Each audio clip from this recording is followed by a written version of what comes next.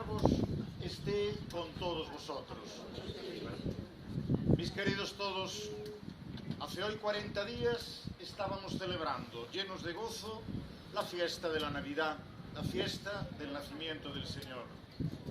Y hoy es el día en que Jesús fue presentado en el templo para cumplir la ley, pero sobre todo para encontrarse con el pueblo creyente.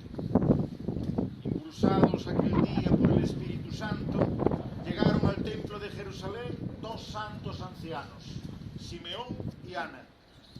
Iluminados por el mismo Espíritu, conocieron al Señor y lo proclamaron con alegría. De la misma manera, nosotros, congregados en una sola familia por el Espíritu Santo, vayamos a la casa de Dios al encuentro de Cristo.